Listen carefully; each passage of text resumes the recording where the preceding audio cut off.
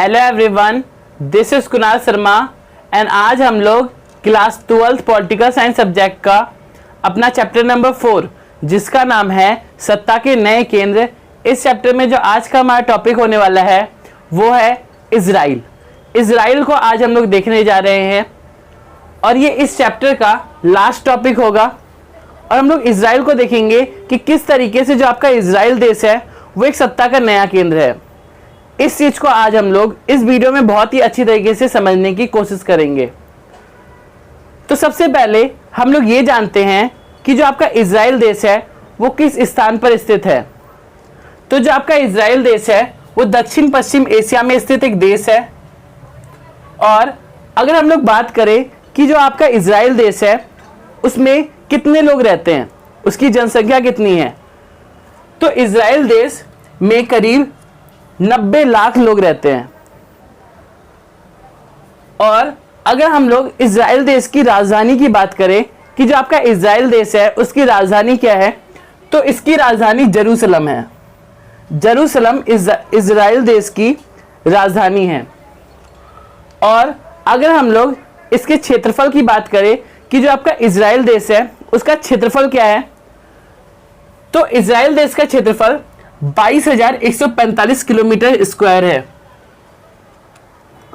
और अगर हम लोग इसका कंपैरिजन थोड़ा सा अपने भारत देश से करें तो जो हमारा भारत देश के दो राज्यों को अगर हम लोग लेंगे तो जैसे कि आपका हरियाणा राज्य हो गया और आपका केरल राज्य हो गया, तो ये दोनों के दोनों राज्यों का क्षेत्रफल भी इससे बड़ा है। मतलब कि आपका हरियाणा और केरल राज्य भी इजराइल देश से बड़ा है। लेकिन जो इजराइल देश है वो अभी के समय एक सत्ता के नए केंद्र के रूप में हम लोग इसको देख सकते हैं। अभी हम लोग तथ्यों को भी देखेंगे कि किस आधार पर हम लोग कह रहे हैं कि जो आपका इजराइल देश है वो एक सत्ता का नया केंद्र है। और अगर हम लोग इजराइल देश की धर्म की बात करें, क्या इजराइल देश में कौन से धर्म को लोग मानते हैं, तो वहां पर यहूदी धर्म है और वहां की भाषा हिब्रू है। जैसे कि भारत देश की भाषा हिंदी है उसी तरीके से वहां की जो भाषा है वो हिब्रू है। और इजराइल देश की स्थापना की अगर हम लोग बात करें तो इसकी स्थापना 14 मई 1948 को होता है। अब इसके पीछे एक अलग ही स्टोरी है कि इजराइल देश का स्थापना किस तरीके से होता है। तो आपने फिलिस्तीन देश का नाम सुना होगा, जो इजराइल और फिलिस्तीन के बीच में जो संघर्ष चल रहा है, जो लड़ाई चल रहा है, न्यूज में बहुत ही अच्छी तरीके से इन दोनों देशों के बीच युद्ध को दिखलाया भी जा रहा है। तो इसके पीछे एक अलग ही कहानी है, इसको हम लोग समझने की कोशिश करते हैं। तो जो आपका इजराइल देश है वो पहले कोई देश था ही नहीं। पहले जो आपके यहूदी लोग थे वो बस फिलिस्तीन में रहा करते थे और भी कई सारे देश में रहते थे। तो जो आपका यहूदी है उन लोगों का कोई देश नहीं था। तो होता क्या है, जो आपका हिटलर है उसके द्वारा बहुत सारे यहूदी लोगों को, करीब लाखों की संख्या में यहूदी लोगों को मारा जाता है। जहर वाला जो गैस होता है उसके अंदर डाल दिया जाता है हिटलर के द्वारा और बहुत सारे, कम से कम लाखों की संख्या में यहूदी लोगों को मारा जाता है। और उसके बाद जो आपका इंग्लैंड है वो यहूदियों को प्रॉमिस करता है कि उसके लिए एक अलग देश बनाया जाएगा। फिर जो आपका यूएनओ है, यूनाइटेड नेशन ऑर्गेनाइजेशन, वो क्या करता है, यहूदियों के लिए एक अलग देश बनाने की सोचता है। जो आपका फिलिस्तीन देश है उससे अलग कर यहूदियों के लिए इजराइल देश बनाने के लिए यूएनओ सोचता है। फिर उसके बाद जो यूएनओ है वो 3 भागों में फिलिस्तीन देशों को बांट देता है। तो अगर हम लोग फिलिस्तीन की बात करें कि फिलिस्तीन को कितना परसेंट मिलता है, तो 48% फिलिस्तीन देश को मिलता है, वो जो भाग होता है। और अगर हम लोग इजराइल देश की बात करें तो इजराइल को 44% मिलता है एरिया। और जो आपका एक और जगह है वो है जेरूशलम। जो जेरूशलम है उसको 8% एरिया मिलता है। और ये जो आपका जेरूशलम है ये यूएनओ के कंट्रोल में होता है। अब क्यों होता है, इसका रीजन क्या है, इसको हम लोग थोड़ा समझते हैं। तो जो आपका जेरूशलम है वो 3 धर्मों का पवित्र स्थान है। कौन कौन से धर्म? एक है आपका ईसाई धर्म, एक है आपका यहूदी धर्म और एक है आपका मुसलमान। तो जो आपके ईसाई लोग हैं वो कहते हैं कि जो आपका जेरूसलम है वहां पर ईसा मसीह का जन्म हुआ था, और जो यहूदी लोग हैं वो कहते हैं कि जो आपका जेरूसलम है वो उनका मूल स्थान है, और जो मुसलमान लोग हैं वो कहते हैं कि जेरूसलम में उनका अलग-सा मस्जिद है। तो इसीलिए जो आपका जेरूसलम है वो 3 धर्मों का पवित्र स्थान हो जाता है। अगर हम लोग मुसलमानों के पवित्र स्थल को देखें तो मुसलमानों की टोटल 3 पवित्र स्थल है, जिसमें से आपको 2 पवित्र स्थल के नाम पता होगा। एक है आपका मक्का और एक है आपका मदीना, जो दोनों के दोनों सऊदी अरब में स्थित है। लेकिन जो आपका तीसरा पवित्र स्थल है वो है अल-अक़सा मस्जिद, ये जेरूसलम में स्थित है। इसीलिए जो आपका जेरूसलम है वो एक पवित्र स्थान हो जाता है। तो इतना आप समझ गए होंगे कि किस तरीके से जो आपका फिलिस्तीन है उसको बांटा गया है। पहले के समय जो आपका फिलिस्तीन था वो पूरा का पूरा एरिया चेक करके रखा था, पूरा का पूरा एरिया फिलिस्तीन का ही था। लेकिन जो आपके यहूदी लोग हैं वो फिलिस्तीन से अलग होकर एक अलग ही देश बना लेते हैं जिसका नाम होता है इजराइल। तो इस तरीके से आपका स्टोरी होता है, और इस कारण जो अरब देश है, क्योंकि अरब जो कंट्री है उससे इजराइल का बहुत ही ज़्यादा युद्ध होता है। अगर हम लोग इजराइल देश की सीमा को समझे कि इजराइल देश की सीमा कौन कौन से देशों से लगती है, तो जो आपका इजराइल देश है उसकी सीमा 4 देशों से लगती है। LSMJ, एल मतलब होता है लेबनान, एस मतलब होता है सीरिया, एम मतलब होता है मिस्र और जे मतलब होता है जॉर्डन। तो लेबनान, सीरिया, मिस्र और जॉर्डन से इजराइल देश की सीमा लगती है। एक चीज का आपको पता होना चाहिए कि अभी तक अगर आप देखोगे तो इजराइल का अरब के देशों से बहुत ही ज्यादा युद्ध होता आ रहा है और अभी भी हो रहा है। और जो आपका इजराइल देश है उसका अरब के देशों से कई बार युद्ध हो चुका है, और इजराइल देश जो आपका है वो अपने सीमा को बढ़ा भी रहा है। वो क्या कर रहा है, जैसे कि जो आपका इजराइल देश है वो पहले के समय जो आपका था ना फिलिस्तीन का एरिया 48%, अब उल्टा हो गया है। जो फिलिस्तीन है वो बहुत ही ज्यादा उसका एरिया कम हो गया है, और जो आपका इजराइल है उसका एरिया ज्यादा हो गया है। जो इजराइल है वो क्या कर रहा है, धीरे धीरे कर कर अपने एरिया को बढ़ाते जा रहा है।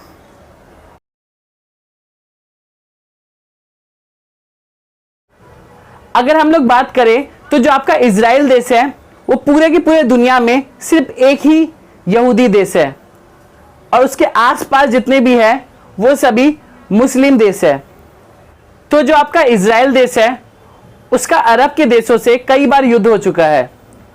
पहला युद्ध तो तभी हो गया था जब इजराइल देश बना था, जब वो फिलिस्तीन देश से अलग होकर इजराइल देश बना था, उस समय ही पहला युद्ध हो गया था। और उस समय जो इजराइल देश था वो जीता था। क्योंकि रीजन क्या था, क्योंकि जो इजराइल देश था अगर वो उस युद्ध को नहीं जीतता तो उसके बाद पूरे के पूरे दुनिया उसको एक्सेप्ट नहीं करती। इसीलिए उस युद्ध को उसको जीतना ही था, क्योंकि जो आपका इजराइल देश था उसको अपने अस्तित्व को बचाना था। लेकिन जितने भी अरब देश थे उन लोगों को जंग में जीतना था। अगर इजराइल देश अपने पहले वॉर के समय नहीं जीत पाता तो उसका अस्तित्व ही नहीं बचता, वो पूरे की पूरे दुनिया में कहीं पर भी अपना चेहरा नहीं दिखला पाता। इसीलिए वो पहले युद्ध को जीता था। और अगर हम लोग इजराइल देश की बात करें तो जैसा कि मैंने आपको बताया कि जो आपका इजराइल देश है वहां की आबादी लगभग 90 लाख है। तो 90 लाख में करीब 35 लाख तो वहां के सैनिक ही है, मतलब कि 90 लाख में 35 लाख सैनिक है। और वहां के जो स्कूल के स्टूडेंट होते हैं उनको भी आर्मी ट्रेनिंग दी जाती है। वहां पर कम से कम लड़कों को 3 साल आर्मी की ट्रेनिंग लेनी पड़ती है, और लड़कियों को कम से कम 2 साल की आर्मी की ट्रेनिंग लेनी पड़ती है। तो अब हम लोग समझते हैं कि किस तरीके से जो आपका इजराइल देश है वो एक सत्ता के नए केंद्र के रूप में उभर कर सामने आया है। तो सबसे पहला पॉइंट लिखा हुआ है, संसार के नक्शे में एक बिंदु के रूप में दिखाया गया इजराइल 21वीं सदी में संसार के सबसे शक्तिशाली देश के रूप में उभर कर सामने आया है। इसका अर्थ यहां पर यह है कि जो आपका इजराइल देश है उसको अगर हम लोग वर्ल्ड मैप में देखेंगे तो बस एक बिंदु के समान है, तब भी वो एक सत्ता के नए केंद्र के रूप में हमें देखने के लिए मिल जाता है। और लिखा हुआ है 21वीं सदी में संसार के सबसे शक्तिशाली देश के रूप में उभर कर सामने आया है। इसका अर्थ यहां पर यही है कि 21वीं सदी में अगर आप देखोगे तो जो आपका इजराइल देश है वो संसार में सबसे शक्तिशाली देशों के रूप में उभर कर सामने आया है। जो इजराइल देश है वहां की आबादी भी कम है, वहां का जो एरिया है वो भी कम है, क्षेत्रफल के मामले में भी कम है, तब भी वो संसार में सबसे शक्तिशाली देश के रूप में उभर कर सामने आया है। तो ये बहुत ही बड़ी बात होती है। और इजराइल विज्ञान, प्रौद्योगिकी, रक्षा और बुद्धि के अलावा अर्थव्यवस्था के मामले में संसार में सबसे शक्तिशाली देशों में से एक है। और जो आपका इजराइल देश है वो विज्ञान मतलब कि साइंस, प्रौद्योगिकी मतलब कि टेक्नोलॉजी, साइंस टेक्नोलॉजी, और रक्षा मतलब कि डिफेंस, मतलब क्या यहाँ पर ये सब चीज बोला जा रहा है कि जो आपका इजराइल देश है वो साइंस, टेक्नोलॉजी और डिफेंस, डिफेंस मतलब आपने नाम सुना होगा मोसाद के बारे में। जो आपका मोसाद खुफिया एजेंसी है जिसका बहुत ही नाम चलता है, जो इजराइल की बहुत ही ताकतवर खुफिया एजेंसी है। और ये जो आपकी खुफिया एजेंसी है वो वर्ल्ड में सबसे अच्छी खुफिया एजेंसियों में से एक है, क्योंकि जो आपका इजराइल का ये जो खुफिया एजेंसी है ये बहुत ही पावरफुल है। इस खुफिया एजेंसी से टक्कर लेने से पहले जो बाकी सब देश है वो 1000 बार सोचते हैं। और हम लोग कह सकते हैं कि इस मोसाद खुफिया एजेंसी की वजह से जो आपका इजराइल देश है वो सुरक्षित है। और बुद्धि के अलावा अर्थव्यवस्था के मामले में संसार में सबसे शक्तिशाली देशों में से एक है। और जो आपका इजराइल देश है वो अर्थव्यवस्था के मामले में भी वर्ल्ड में सबसे शक्तिशाली देशों में से एक है। और जो आपका इजराइल देश है वो पश्चिमी एशियाई देशों की ज्वलंत राजनीति के बीच स्थित एक देश है। मतलब कि जो आपका इजराइल देश है वो वेस्ट एशियन नेशन के संकट में फंसा हुआ एक देश है। और इजराइल अपने रक्षा कौशल, तकनीकी नवाचार, औद्योगिकीकरण और कृषि के विकास के कारण संसार के राजनीति में नई ऊंचाई पर पहुंच गया है। इसका अर्थ क्या है यहाँ पर, इसको समझना बहुत ही ज़्यादा जरूरी है। और यही वाक्य है आपका जो बता रहा है कि जो आपका इजराइल देश है वो एक सत्ता का नया केंद्र है। तो जो आपका इजराइल देश है उसका रक्षा कौशल मतलब यहां पर यह है कि जो आपका इजराइल देश है उसका जो आयरन डोम सिस्टम है जो मिसाइलों को ऊपर ही मार देता है। जैसे कि कोई मिसाइल अगर कोई फेंक रहा है, जैसे कि आपने गाजा पट्टी का नाम सुना होगा, जो गाजा पट्टी है वहां से मिसाइलों को फेंका जाता है इजराइल देश में। तो जो आपका इजराइल देश है वो पहले से ही आयरन डोम सिस्टम लगा के रखता है जो मिसाइलों को ऊपर ही ऊपर विनाश कर देता है। तो यहां पर आप देख सकते हो कि उसका रक्षा कौशल किस तरीके का है। और तकनीकी नवाचार, टेक्निकल इनोवेशन उसका बहुत ही अच्छा है।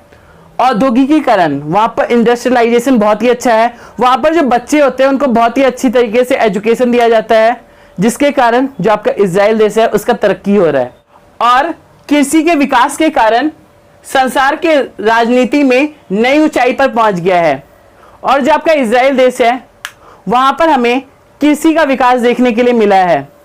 जो आपका इजराइल देश है उसके आसपास खारा पानी है, तब भी इजराइल देश ने कृषि का विकास किया है। और जो आपका इजराइल देश है वो क्या करता है, बाहरी देशों से जो प्रोडक्ट है उसको इंपोर्ट भी करता है। तो इस तरीके से आप समझ रहे होंगे कि हम लोग क्यों कह रहे हैं कि जो आपका इजराइल है वो एक सत्ता का नया केंद्र है। ये सभी एक एक फैक्टर्स हैं जो बताते हैं कि जो आपका इजराइल देश है वो एक सत्ता के नए केंद्र के रूप में उसको हम लोग देख सकते हैं। और इजराइल संसार का एकमात्र यहूदी देश है और यहाँ की भाषा हिब्रू है। जैसा कि मैंने आपको बताया भी था कि जो आपका इजराइल देश है वो संसार का एकमात्र यहूदी देश है। पूरे की पूरे दुनिया में सिर्फ एक ही देश है जो यहूदियों का देश है। और अगर हम लोग बात करें कि भारत में रहने वाले यहूदियों की संख्या कितनी है, भारत में कितने यहूदी लोग रहते हैं, वो है 6200, मतलब कि 6200 लोग यहूदी है भारत के अंदर। और जो आपका इजराइल देश है वहाँ पर बहुत सारे हथियारों को भी बनाया जाता है और वो बस हथियारों को अपने देश में सीमित नहीं रखता, वो बाहरी देशों में भी निर्यात करता है। जो आपका इजराइल देश है वो क्या करता है, बाहरी देशों में भी जितने भी वेपन्स है उसको एक्सपोर्ट करता है, जिससे वो बहुत ही बड़ा प्रॉफिट कमाता है। अगर हम लोग टेक्नोलॉजी के मामले में बात करें तो इजराइल देश बाकी पूरे दुनिया को पीछे छोड़ चुका है। और जो आपका इजराइल देश है वो बहुत सारे हथियारों को भी बनाता है। और जो आपका भारत देश है जहाँ पर हम लोग रह रहे हैं वो इजराइल देश से ही हथियारों को खरीदता है। और अगर हम लोग फिलिस्तीन देश की बात करें जिससे अलग होकर इजराइल देश बना है, तो अभी के समय फिलिस्तीन में सिर्फ गाजा पट्टी और वेस्टर्न बैंक ही आएंगे। ये दोनों जगह ही बस फिलिस्तीन के अंदर है, बाकी जो जगह है वो सभी जगह को इजराइल देश ले चुका है। और ये अभी ऐसा दावा करता है कि अपने सीमा को और आगे बढ़ाएगा। जैसे कि आपका ग्रेटर नोएडा होता है, उसी तरीके से जो आपका इजराइल देश है वो ग्रेटर इजराइल बनाना चाहता है।